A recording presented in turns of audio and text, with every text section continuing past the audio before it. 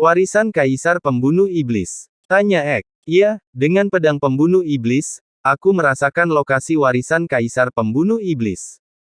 Namun, untuk mencapai tujuan itu tampaknya tidak mudah. Saat Chu Feng merasakan lokasi itu, dia juga secara visual merasakan tingkat kesulitan tempat itu. Langit berbintang tempat Immortal Starfield berada telah diubah oleh kekuatan yang dahsyat. Di langit berbintang, ada banyak jalur cahaya merah gelap. Jalan ini dapat mempercepat perjalanan, bahkan lebih cepat dari susunan teleportasi, tetapi ini bukanlah susunan teleportasi. Namun selain jalan tersebut, masih ada tempat lain yang dapat dijangkau. Wilayah lainnya diisolasi. Dengan tingkat kultivasinya saat ini, Chu Feng tidak mampu menembus kekuatan penyegelan itu. Ironisnya, wilayah tempat alam fana Laut Bunga berada adalah wilayah yang disegel. Adik, kita harus kemana? Pada saat ini, suara Wen Sui juga sampai ke telinga Chu Feng. Lagi pula, tujuan memasuki tempat ini adalah untuk membantu Chu Feng menemukan warisannya, jadi kita tentu saja harus mengikuti pengaturan Chu Feng. Tempat yang ingin aku kunjungi sedang dikunci. Chu Feng berbagi pengamatannya dengan Wen Sui dan Dandan. Kau adalah Master Roh Alam Naga sejati tingkat 9, dan kau masih belum bisa menembusnya. Wen Sui bertanya secara rahasia. Ini bukan sekadar kekuatan penghalang, ini adalah kekuatan harta karun, jadi ini satu dengan yang lain.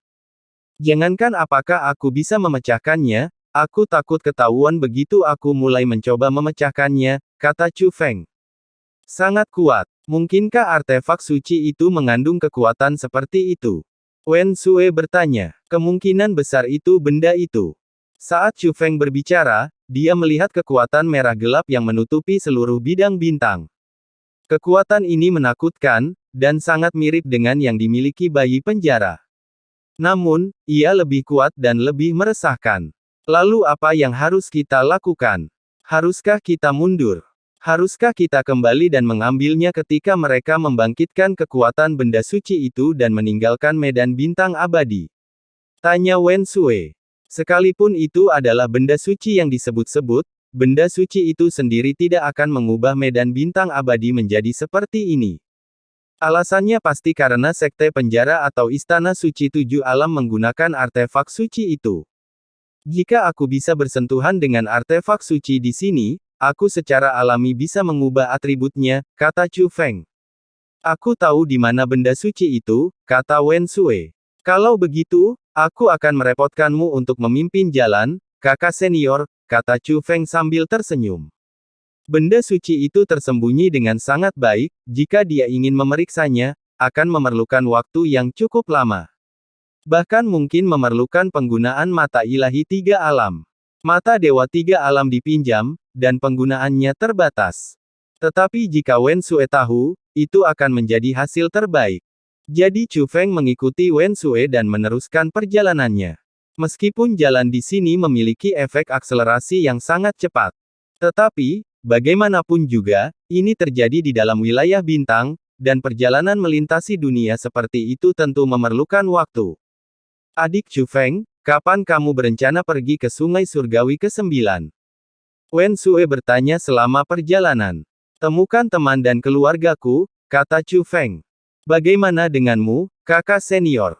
Tanya Chu Feng. Setelah aku menyelesaikan ini untukmu, aku harus pergi. Jangan terlalu merindukanku. Wen Sui berkata sambil tersenyum. Zaman para dewa akan segera dimulai lagi. Apa kau tidak tertarik, kakak senior? Tanya Chu Feng. Aku kakak perempuanmu, bukan juniormu, kata Wen Sui. Tapi bukankah kamu hanya seorang junior? Tanya Chu Feng. Tidak, aku bukan junior dalam arti sebenarnya. Dan aku dengar bahwa kekuatan zaman dewa hanya bisa didapatkan oleh generasi muda, kata Wen Sui. Hal-hal ini tidak pasti. Lagi pula, aku tidak terlalu percaya pada ramalan, kata Chu Feng. Ya ampun, kalau kau enggan berpisah denganku, katakan saja. Tapi aku mungkin harus kembali ke Sekte Bela Diri Wolong untuk mengucapkan selamat tinggal kepada guruku, kata Wen Sui. Kalau begitu aku akan pergi denganmu, kata Chu Feng. Tidak perlu, kamu orang yang sibuk, lanjutkan saja urusanmu, kata Wen Sui. Sepanjang jalan, Chu Feng dan Wen Sue banyak berbicara. Awalnya, mereka bertanya kepada Wen Sue mengenai beberapa hal yang menyangkut sekte penjara. Meskipun Wuma Hansuang ada di sana untuk melindunginya, Chu Feng masih khawatir bahwa ia mungkin bertemu dengan tokoh-tokoh tingkat tinggi dari sekte penjara yang akan menanyainya. Jika Anda tidak dapat menjawab pertanyaan apapun, maka Anda akan membocorkan diri Anda sendiri. Oleh karena itu, Chu Feng perlu menciptakan identitas yang masuk akal untuk dirinya sendiri. Faktanya, banyak anggota sekte penjara yang dibiarkan melakukan perbuatan mereka sendiri. Hanya dengan menonjol, seseorang dapat diperhatikan oleh mereka yang berkuasa. Oleh karena itu, banyak orang yang tidak dikenal dan diabaikan sebelum mereka mulai menonjol. Ini akan sangat memudahkan Chu Feng untuk memalsukan identitas. Setelah kami selesai membicarakan bisnis, sisanya sebagian besar adalah percakapan santai. Setelah insiden di reruntuhan sekte alam bela diri leluhur, pendapat Chu Feng tentang Wen Sue telah berubah total. Dia menjadi tidak terlalu waspada dan benar-benar menganggapnya sebagai teman. Jadi meskipun kami hanya mengobrol santai sepanjang jalan, kami bersenang-senang. Saat mereka menjelajah lebih dalam ke langit berbintang, semakin banyak anggota sekte penjara manusia muncul di jalan ini. Mereka semua dalam keadaan waspada tinggi. Sepertinya sangat dekat. Chu Feng bertanya pada Wen Sue. "Iya, kita seharusnya hampir sampai," kata Wen Sue. Berdengung. Tiba-tiba, kekuatan penghalang yang kuat menyapu Chu Feng. Chu Feng langsung berhenti, dan bahkan orang-orang dari sekte penjara pun ikut berhenti. Kekuatan penghalang itu terlihat oleh mata telanjang, seperti gelombang energi yang menyapu mereka lalu dengan cepat melesat ke kejauhan. Pengaturan itu dimaksudkan untuk mencakup seluruh bidang bintang, sungguh spektakuler. Tampaknya Istana Suci Tujuh Alam telah berhasil menciptakan formasi besar menggunakan bayi penjara. Wen Sue Dao. Dibandingkan dengan Wen Sue, Chu Feng lebih yakin tentang masalah ini. Tiba-tiba, niat membunuh muncul dari jauh. Segera setelah itu, portal muncul dari langit berbintang tak jauh dari sana. Sejumlah besar anggota kuat dari sekte penjara terbang keluar dari dalam, menghunus senjata, dan dengan cepat terbang menuju Chu Feng dan Wen Sue. "Kakak senior, apakah kita telah ketahuan?" Hati Chu Feng menegang. Bagaimana ini ditemukan? Kita semua punya bayi di penjara, kan? Wen Sue juga tidak yakin, tapi dia berkata, "Tidak apa-apa, jangan takut meskipun kamu tertangkap." Namun ketika orang-orang itu semakin dekat, Chu Feng dan Wen Sue kemudian menyadari bahwa mereka sebenarnya tidak datang untuk mereka. Orang-orang itu mengikuti jalan setapak melalui langit berbintang dan terbang semakin jauh ke kejauhan. "Lihat, sudah kubilang, mustahil untuk ketahuan, lagi pula, kita berdua punya bayi penjara di dalam diri kita," kata Wen Sue. "Bukan kami, tapi dilihat dari situasinya, pasti ada sesuatu yang terjadi. Ayo kita lihat," kata Chu Feng. Jadi, Chu Feng dan Wen Sue terbang ke arah itu. Tak lama kemudian, serangkaian suara menggelegar pun terdengar.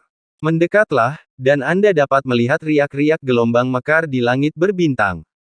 Jumlah riak menunjukkan bahwa itu adalah pertempuran yang melibatkan banyak orang. Sepertinya ada yang membobol masuk. "Orang ini cukup kuat," desah Wen Sue. Meskipun jaraknya masih jauh, dari luasnya riak-riak itu orang dapat menyimpulkan bahwa lawannya pastilah seorang ahli kuat di alam dewa surgawi. Lebih jauh lagi, dia jelas tidak sesederhana makhluk surgawi tingkat pertama. "Wow, aura ini tidak seperti seniman bela diri biasa." Kami mendekat sedikit dan dapat melihatnya lebih jelas. Ada aura gelap di dalamnya, kuat dan mengerikan, jelas bukan berasal dari metode kultivasi seni bela diri ortodoks. Namun itu bukanlah metode sekte penjara. Dan ada formasi penghalang, yang diciptakan oleh seorang master roh alam naga surgawi. Apa latar belakang mereka? Wen Sue tampak sangat gembira, sepenuhnya menunjukkan apa artinya menikmati pertunjukan yang bagus dan tidak takut pada hal-hal yang tidak terkendali. Aura ini. Namun, saat melihat kobaran api hitam dan kekuatan penghalang, Chu Feng merasakan ada sesuatu yang salah. Jadi mereka mempercepat langkahnya sedikit lagi. Akhirnya, saat mereka semakin dekat, mereka melihat pemilik api hitam. Dia adalah seorang wanita yang mengenakan gaun biru, dengan sikap dingin dan menyendiri serta fitur-fitur halus. Namun saat ini, wajah halusnya memperlihatkan ekspresi yang garang. Di samping wanita itu ada seorang pria. Pria itu tengah merapal mantra penghalang untuk melawan para ahli sekte penjara yang telah mengepung mereka. Itu adalah seorang spirit master alam naga surgawi peringkat kedua. Adapun wanita berpakaian biru, tingkat kultivasinya bahkan lebih kuat, mencapai peringkat keempat dewa surgawi.